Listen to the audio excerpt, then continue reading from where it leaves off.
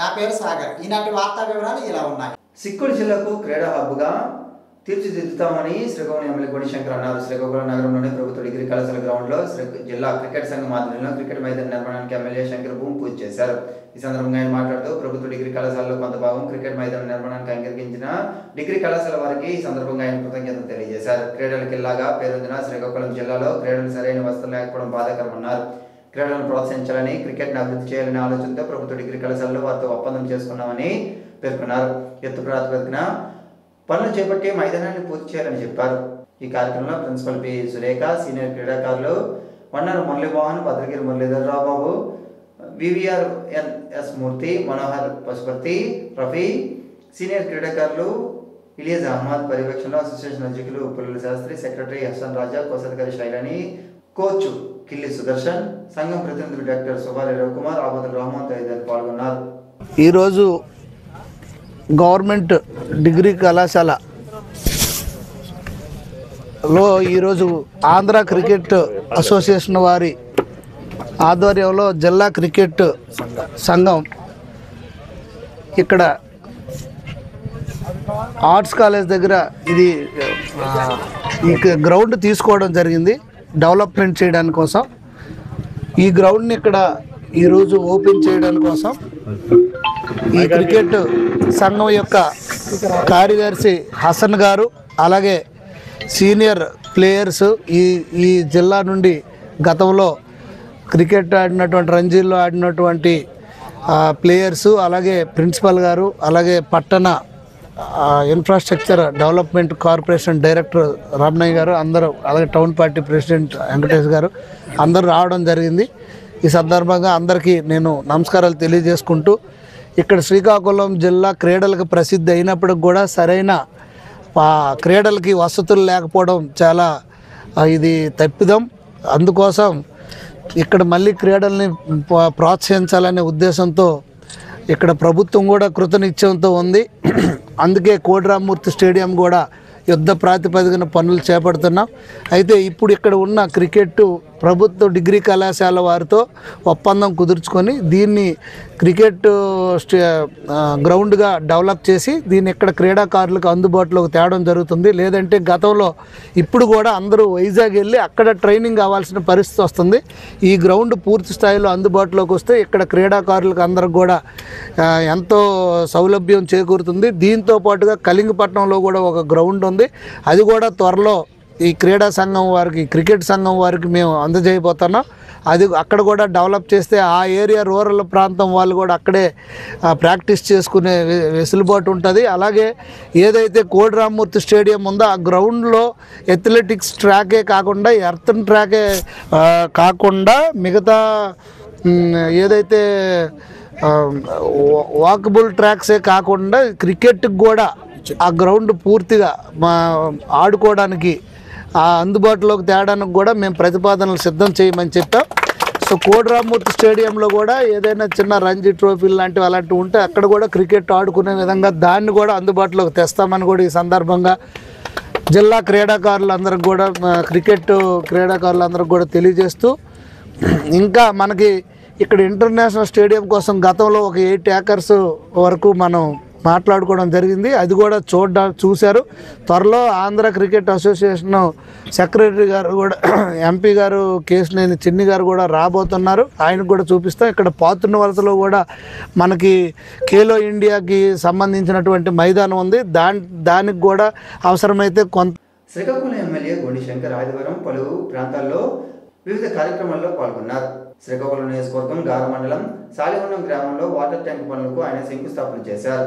ఈ కార్యక్రమంలో సర్పంచ్ కొంకెన ఆదినారాయణ, ఇతర ముఖ్య నాయకులు, కార్యకర్తలు పాల్గొన్నారు. అనంతరం దేవపల్లి గ్రామంలో కె లక్ష్మణస్వామి అయ్యప్ప పడిపూజ కార్యక్రమంలో పాల్గొని అయ్యప్ప స్వామికి ప్రత్యేక పూజలు నిర్వహించారు.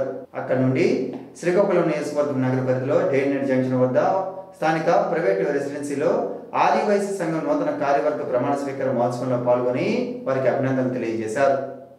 జిల్లా సమగ్ర అభివృద్ధిలో కీలక పాత్ర పోషించే రైల్వే పెండింగ్ పనులు త్వరితగతిన పూర్తి చేయాలని కేంద్ర పౌర విమాన శాఖ మంత్రి కింజరాపు రామ్మోహన్ నాయుడు ఆదేశించారు. వివిధ స్టేషన్లలో అభివృద్ధి పనులతో పాటు కొత్త రైళ్లు కేటాయింపులు చేయాలని సూచించారు. వాల్తేర్ ఏడీఆర్ఎం మనోజ్ సాహు అధ్యక్షతన సీనియర్ డిఎన్ వెంకటరమణ పర్యవేక్షణలో ఆదివారం జరిగిన డివిజనల్ రైల్వే సమీక్షా సమావేశంలో ఆయన పాల్గొని మాట్లాడారు. అమృత్ భారత్ పథకంలో ఎంపికైన శ్రీకాకుళం రోడ్డు, పలాస, ఇచ్చాపురం, నౌపాడు స్టేషన్లో జరుగుతున్న పనుల పురోగతిని అడిగి తెలుసుకున్నారు. శ్రీకాకుళం రోడ్డు రైల్వే స్టేషన్లో జిల్లా ప్రత్యేకతను తెలియజేసేలా అరసవల్లి సూర్య దేవాలయం ఆకృతి నిర్మాణం వేగవంతం చేయాలని సూచించారు. ఇప్పటి వరకు ఇక్కడ 4 ప్లాట్ఫామ్లు మాత్రమే ఉండగా దీన్ని 6 ప్లాట్ఫామ్లు విస్తరించడంతో పాటు 2 వైపుల నుంచి రాకపోకలు సాగించేలా విస్తరణ పనులు చేపట్టాలన్నారు. ఉల్లాం స్టేషన్ అభివృద్ధి, కామేశ్వరిపేట ప్యాసింజర్ హాల్ట్ కల్పించడంతో పాటు మెమోరియల్ను నిలుపుదల పునరుద్ధరించాలని పేర్కొన్నారు. కోడబొమ్మాలి, పూండిల్లో భవనాలు త్వరితగతిన పూర్తి చేయాలన్నారు. ఉత్తరాంధ్ర జిల్లాలకు చెందిన వేలాది మంది వలస కార్మికుల సంక్రాంతి స్వస్థలాలకు చేరుకుంటారని కేంద్ర పౌర విమాన శాఖ మంత్రి రామ్మోహన్ రెడ్డి గుర్తు చేశారు. రద్దీకి అనుగుణంగా జనవరి 10, 11, 12 తేదీల్లో సికింద్రాబాద్ నుండి 17, 18, 19 తేదీలో శ్రీకాకుళం నుంచి ప్రత్యేక రైలు నడపాలని కోరారు. అలాగే దేశ స్వాతంత్ర పోరాటం చారిత్రక నేపథ్యం ఉన్న దూసి రైల్వే స్టేషన్కు జాతిపిత మహాత్మా గాంధీ వచ్చిన విషయాన్ని ప్రస్తావించారు.